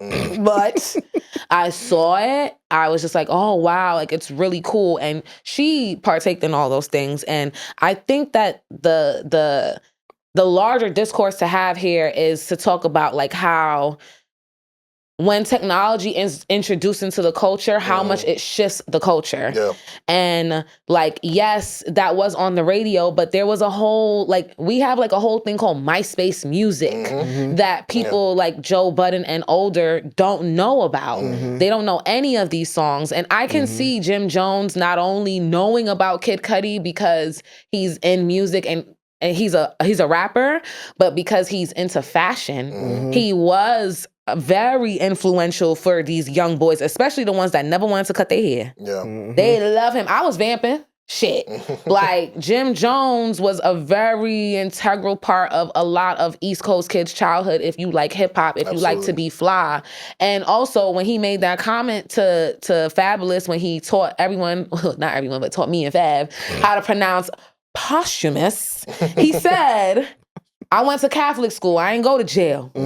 Low-key, if you that hood nigga that's going to the good school, you're meeting certain people who are widening your lens. Like, I had that experience. Like, I'm going back to the trenches, and yes, these niggas is only listening to Swisher House and Max B and all Bird Gang and all that shit, but then I go to school, and then they're putting me on to Kid Cudi and to the things that's going on the internet and to the things that we are seeing today that's influencing the game today. You know what it made me realize? And being the only Ohioan and from Cincinnati, not Cleveland. Kid Cudi's from Cleveland. That's like 4 hours away, but I was still in Ohio, and it was still crazy. But one thing I will give you guys is The radio here is so powerful. Yes. I just don't think a lot of outside people can really understand how powerful, how influential the radio is. And probably hearing Jim Jones on the radio rap day and night, like, and if you're not hip to that probably is your introduction to Kid Cudi. Because I remember, like, it was crazy. I asked the Charles, like, I was like, so, like, when were you guys, like, listening to Pursuit of Happiness? Somebody said we weren't listening to Pursuit of Happiness here. I was like, damn, okay, so, like, someone I'm like, wait, niggas was listening to that shit? I thought that was like a movie soundtrack. No, but like, it's crazy. But it's like, someone really had to put me onto that. It's crazy. I wasn't bumping Cudi in my leisure. Yeah, like, I used to. My MySpace name was Mrs. Solo Dolo, by the way. But like that, like it was that powerful though too at the same time. But also, I was influenced by the men that was in my life. Like if I liked someone or was dating someone who was obsessed with an artist, I kind of low key got obsessed with them too. Yeah. No, I mean, makes sense. That's what happened with me with a lot of artists. Yeah. So it's nothing like when the person you fucking with put you onto someone. Feel like, me? And y'all singing to that shit together. And it's crazy because I feel like I was onto Cudi not late, probably like right on time, but like just kind of late in the sense of, but I wasn't a super big blog heavy person at first, like for the fact that he was like on 808s and Heartbreaks and he was doing stuff with Kanye before and just like, and then like when they went up to 106 and Park together. I remember that episode. And I was like, okay. And then it's like, yeah, he was bigger than life, but we almost knew that, okay, like he moved to New York, he was working at the Babe store. Like his story was kind of like, it was a mythical creature of like Kid Cudi. And like, obviously he was dropping mixtape because the mixtape where with Cleveland is the reason on there. That's probably his biggest song right before Day and Night kind of blew up. And yeah, I mean, it's crazy to see the different worlds and different like lives that we kind of grew up in. And and the thing that you like, you said it before earlier that, and I didn't really get this until I got older too, that like the Jay-Z is the best thing because we were all listening to Southern rap. That's what we was all like, especially our like. And Jay-Z was kind of like phasing into a businessman. It was when crazy. We were getting older. Because it was like, I mean, it's like you said, it was like Lil Wayne was the first one that was kind of like doing that, saying to eat pussy, doing this and that, blah, blah, blah. And like, that was our, I guess our GOAT, whatever you want to say. But like the fact that like the Jay-Z conversation, that was just interesting to me too, because I was never a Jay-Z as a GOAT guy, but I'm also from the Midwest, so I was just like, I'm from Brooklyn. He always kind of been goated a little. Yeah, like of course. Like, I thought it was just us. Okay, see, you're like, I thought it was like, oh, King of Brooklyn, like King of New York. Like I thought like, you know, that was that. But like to hear people say like, oh, he wasn't embraced in the South, and like just a lot of the narratives and discourse is just like, wait, what? Yeah, he had to go down and we'll work with Jermaine Dupri to get that Southern cosign and all that. Like Hov definitely made his rounds to be a more widespread received artist. Like my homies down in Virginia were super tapped into the whole Ether, you know, the beef with Nas and all that. Like, him and VA go together real bad. Yeah. Like we're working with Timbo and all that. Yeah, they go together real bad. My thing is though too is people in Ohio love Dipset though. Like people in Ohio love That's funny. Dipset was cool, man. They were big, influential. So whose Day and Night remix you heard first? I definitely heard Kid Cudi's. I definitely heard Cudi's first, but which makes sense because you're from that area. Yeah. But like I had a good friend. He lives here now, but when he was a kid, he lived in Cincinnati. And he was from New York, so he kind of just always just put me on to stuff. And yeah, Jim Jones is hella influential to me. He's always been. He's always been. So I get that, bro. People still talk about Jim like now, even him being relevant just from this, like the way he dresses. He made Love and Hip Hop. Yeah. First of all, bro, vamping like you said, like. And I think Jim is in a place where like his childhood friends are like all linking up and making him the butt of the joke on the internet. They always do that. And he's feeling like he's getting like left behind a little bit, and he's trying to take respect for things that he does deserve respect for. Not Kid Cudi, but he does deserve acknowledgement for a lot of things. Like every nigga that I know that never wanted to cut their braids off. No, seriously, because that's a certain, I never thought too much about it, but there's like a certain type of black man that either start growing his hair mad late or don't never want to cut that shit. And they all wanted to be like Jim Jones. I swear, like that. He had Chrissy on his back and doing push-ups and shit. Like that nigga was that nigga. He was cool. I got a question for y'all though. And I don't mean to bring up his op, but like, okay, so like, what was it like here when 50 was like incredible? Because it felt like, like you guys were like the epicenter of it, and it felt like an earthquake that we felt all the way. I think I was living in Ohio by that time. Yeah, he was. Bro, let's just say Hov was shook. Yeah, I mean, because 50 also had 50 ties was the biggest thing around the country. Ever seen. He had West Coast ties. Like 50 understood getting his music out everywhere, collaborating with people all around to get that appeal, because it was different in that era. Like you really had to be on the ground, street teaming, like going to the radio stations in other cities and performing elsewhere and all that. Like, and he understood branding, because anytime it came to G Unit versus Dipset, I was a G Unit girl. No, I was a G Unit guy too, for sure. I was a G Unit girlie. Yeah, I'm just thinking about New York City. Like I tell people this all the time. It's the greatest place in the world. It's the epicenter and the center of the universe. So like when shit blows up like that, I wish I was here when 50 was doing his thing. It was like cool when Pop was, but like obviously it's not the same. But it was about to be the same. I can feel it. It was about to be the same, and 50 was about to make sure of it. It was about. You know what? We'll talk about this another episode. But yes, it was about to be the same. It was about to be the same, and it was about to be big, guys. Personally, I've never seen like a mainstream rapper be in like media and be like, "Yeah, I'm from Panama." I'm like, "Oh my god!" I forgot you probably did love that. He's me, but he wasn't songs talking about shooting up my block. So it's like give and take. I'm like, wins and losses. I'm like, what shooting up Hawthorne for? My mama walking on that block. You better. Yeah. But I loved him down, and he was really about to be something for me personally, and I think 50 would have made sure of that. And absolutely. 50's takeover, he understood branding. When Get Rich or Die Trying, the movie came out, that shit felt like a biopic. Yeah. Vitamin Water. The video game. His allegiance with Dr. Dre and Eminem. Like it was, and just him being so gangster too, his street ties, it was legit. He got shot 9 times. Like people like those type of. It was mythical. It was like a mythical character. He introduced us to Game, and Tony Yayo had big moments because of him. Lloyd Banks. Yeah. This nigga signed Mobb Deep and helped revitalize them. Mobb MLP, Deep was signed to G Unit. Olivia, like this nigga was a kingmaker while he was still establishing himself. Yeah. Like it's not a lot of people who can still be on their rise and also lift people up in that way. It's so hard. Like most of the time, you see niggas sign artists when they're already established and not really as active. 50 was going still crazy. Kind of nudging his way through the game, but also like bringing niggas along. It's insane to look back on. And not to get too sidetracked, because since 50 came up and we're talking about New York rap, like 50 kind of went off in a post and delete about Fab versus Lloyd Banks. I did see that. Yeah. When? When after Tony Yayo and Uncle Murda appeared on The Breakfast Club, they were speaking Fab versus Banks. Now that is a discourse I've heard throughout my entire life, but 50 went, like, his response wasn't funny. It seemed like he was dead ass serious. What did he say? Yeah.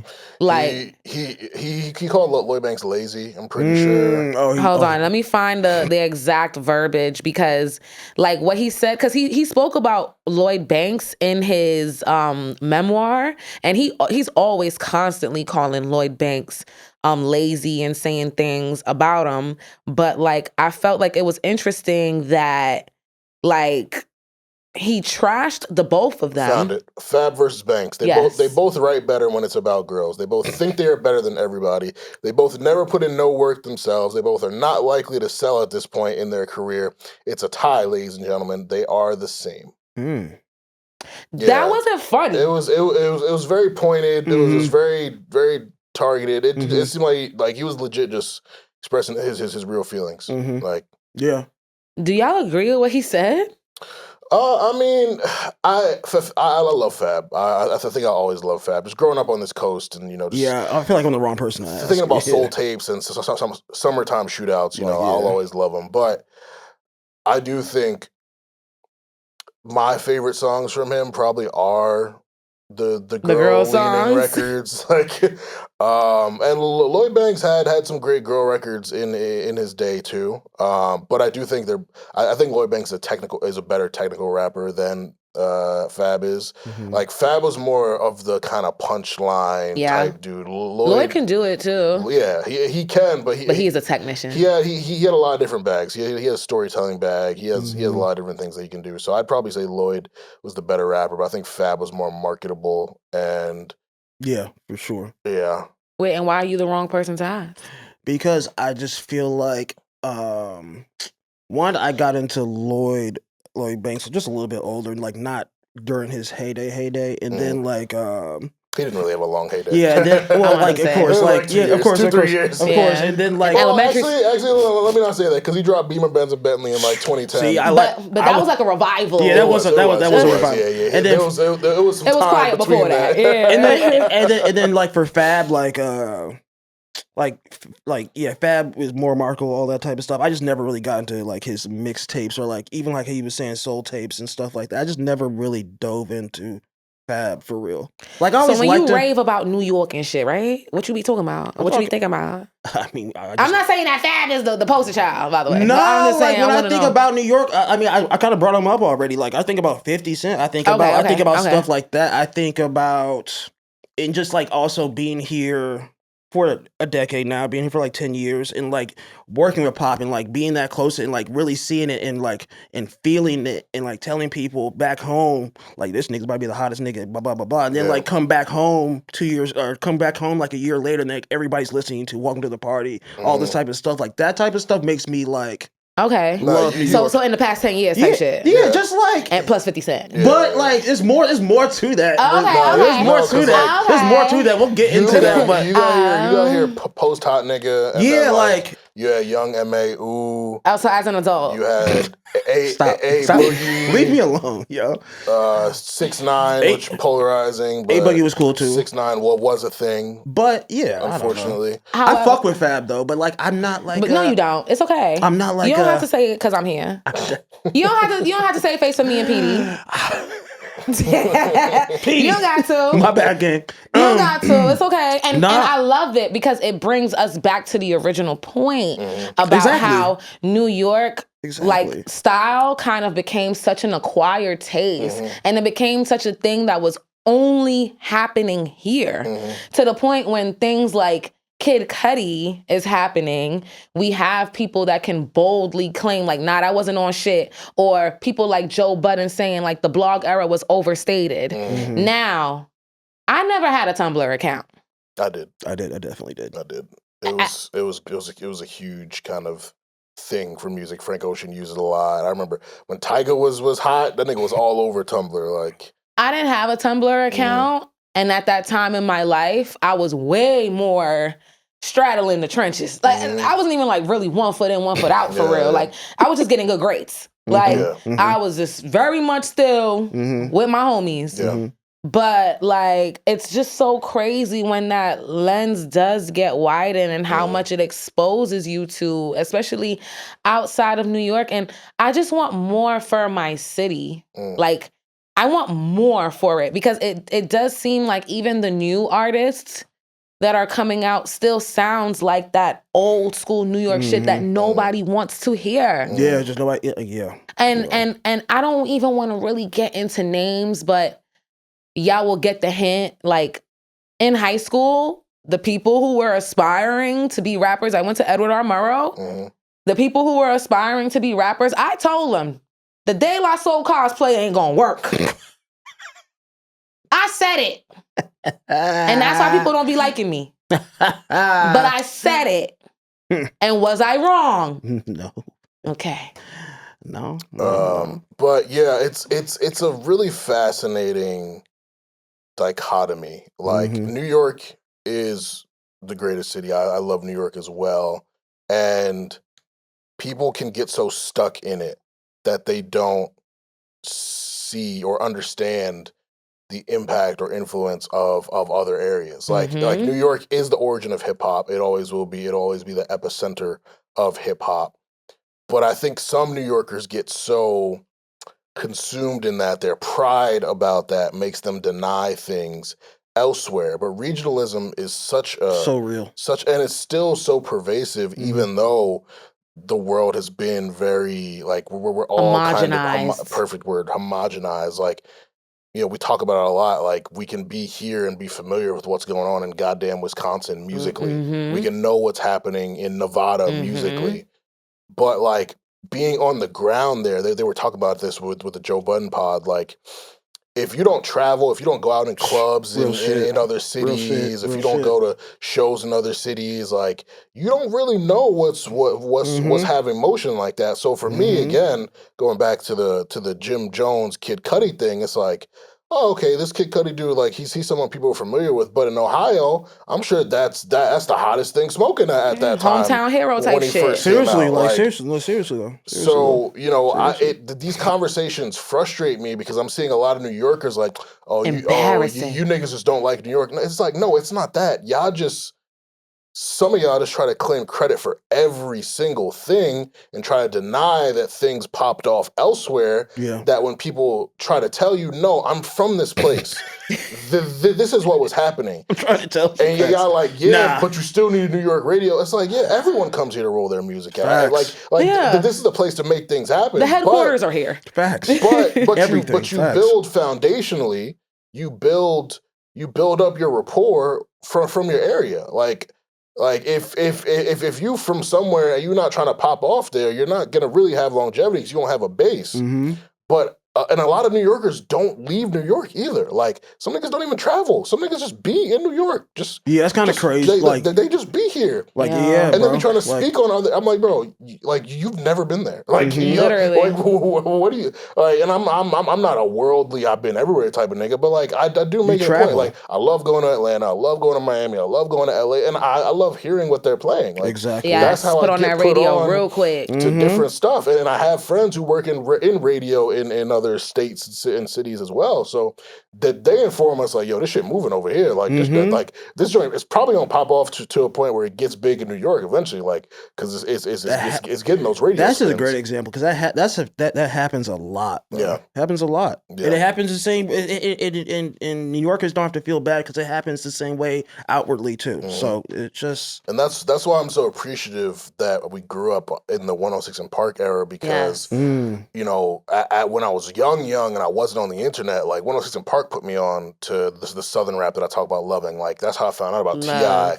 Ludacris, like all those guys, Outkast, and was listening to them. And I love Southern rap from early on. And like, love it. So when I go back and like I hear about that Source Awards or I hear about the divide between New York and the South, I'm like, damn, that's crazy. But then you see Lil Wayne and Joel Santana were collaborating. I'm like, yo, this is cool. Oh my God. I can't feel my face. Like, our generation, we embraced y'all did the though. South. Yeah. Y'all did though. Our generation of New Yorkers, but if you let the Joe Buddens and Jim Jones tell it.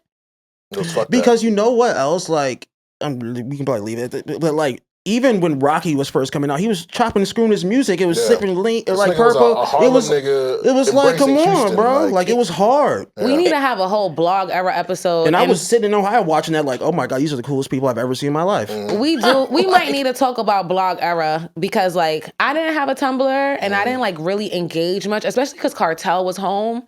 Like, that's before he got locked up, and he was releasing like songs every week. 5 songs a week. So it was really hard for me to focus. Like, once hip hop got a little bit too nerdy for me, I'm sorry, it got a little bit too backpacky. I was like, the fuck is going on here? That was definitely, like, I think Kanye was like the first catalyst to bring in nerds and I liked that. But then it got a little too crazy. Then blog era, internet niggas. It got too crazy.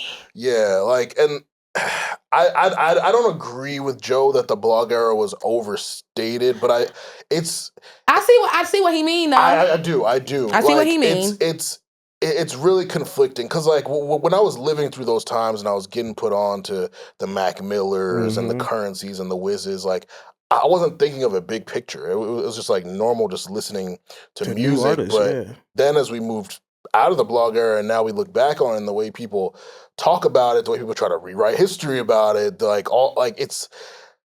it's almost an annoying conversation to be having because people are like, oh, I miss the blog era. Like Like, what do you miss? Music was better back then. All this, people like, just nostalgia kicking people their look ass. at it with these rose-colored glasses, and people did make careers for themselves. Wiz Khalifa, all them, like it was absolutely impactful for them. But like, I don't know. It's say it, say it. I'm trying to, because we all feeling it. I'm trying to put the words together in my mind the right way. If you feel like you know where I'm going, please go ahead. I know where you're going, but I ain't gonna say it the way you gonna say it. Yeah. I don't.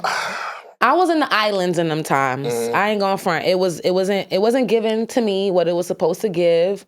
It was given what is giving now. Yeah. Like what is the standard of hip hop now was what they was trying to do then, and they had successfully did it now, and I wasn't fucking with it then. You know what they say a lot about like the blog era is it was low key on some Revenge of the Nerds type shit. High key, bro. And that's just what it is. And then we as the people picked out the cool ones and kept it moving, and then kept it. And then the other ones we left in the blog era. And then that's what happened. I went based off whoever y'all picked. So let me see who I like. Okay, A$AP Rocky Q. Okay, that's Nicki. how it goes. Facts. Yeah, that's how I did it. That's how like you know who can speak on this? Your partner. No, you can't. Because apparently he was Tumblr famous. Bro, I didn't know. Yes, he was. Because I didn't have one. And you know what's crazy? Wait, who? Glenn. So like when y'all was talking about the Soho Kids and that's a poster child of the Soho Kids. Reason I knew about Soho and the Soho Kids was from Tumblr and watching his Tumblr and watching them go down there with like the little heart like. I think he can add a lot of color and context to he got this a lot of discourse. stories. No, we definitely gotta bring him. Because he got a lot of stories. I didn't think any of that shit was cool.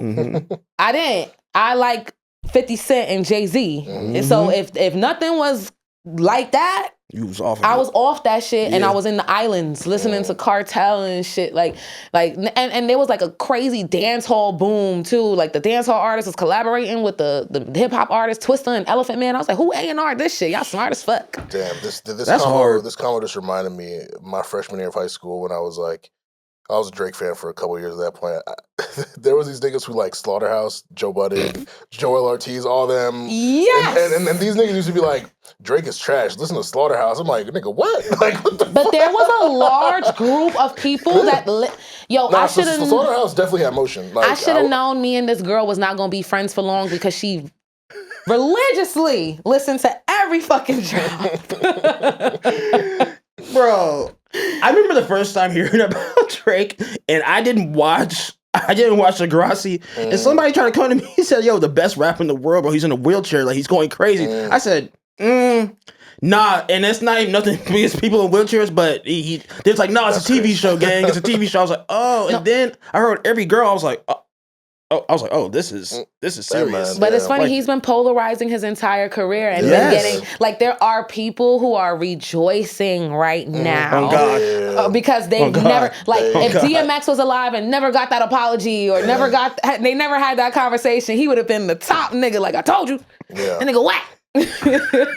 Nah, it's so funny looking back on that. Like just a hilarious debate in hindsight. Like, nah, don't play Drake. Listen to Joe Budden, nigga. What?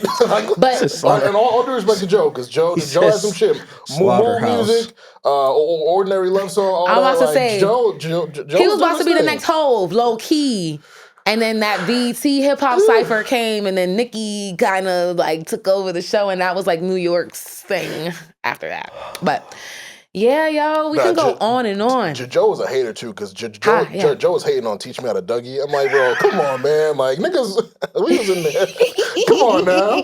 I ain't from Dallas, but I D-Town Boogie. Like, fuck out of here. Like, niggas don't want to listen to you drop 96 bars. Like, we want a steaky leg. Like, but you know the old hip hop heads don't fuck with nothing. They wasn't even fucking with LL. I Need Love, nigga. Yeah, man. They don't fuck with nothing that ain't boom bap. Niggas was hating on niggas making girl records. Like, it was like, hold on, like, whoa, this is the essence. Like you don't scare niggas be gay, bro. We have came a long way, man. Yes. It's funny and New York's DNA has stayed consistent throughout. That's what the most craziest thing too. Because even because you were y'all talking really have though. I'm embarrassed. You were talking about how some niggas still make the traditional New York sound, and then there's the side of New York that the niggas who sound like A Boogie and Lil TJ and all these niggas, but I feel like New York niggas' perspectives on music and what they accept and what they reject is still very much so like, yo, this nigga use auto-tune, fuck out of here. This nigga singing, this nigga crooning, get the fuck out of here. I think that's just the old heads. I think these new kids, they're a lot more like the way they consume music is different. They care about things that we don't care about. Like even like that the zesty, sturdy thing, that wouldn't rock. Oh yeah, in my generation. I can't lie to you. That shit right there. That wouldn't rock.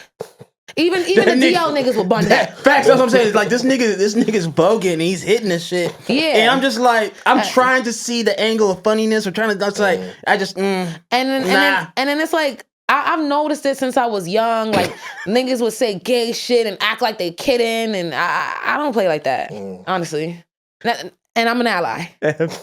Okay, let me stop talking. Armon, wrap this shit up before I get canceled. Weak as fuck right now. We ended up going a bit longer than planned, but it's because Jesus Christ! Because it really was a good and that's why I wanted us to have this conversation, because of the Midwest perspective versus the East Coast perspective, and how music has changed, but how a lot of people's perspectives have stayed the same too. So I ended up just not. I didn't even want to cut it off because we ended up going in so many different directions. Like, I don't want to talk no more. It was just great because I'm gonna start naming names. Yeah, and say which New York artist is whack right now.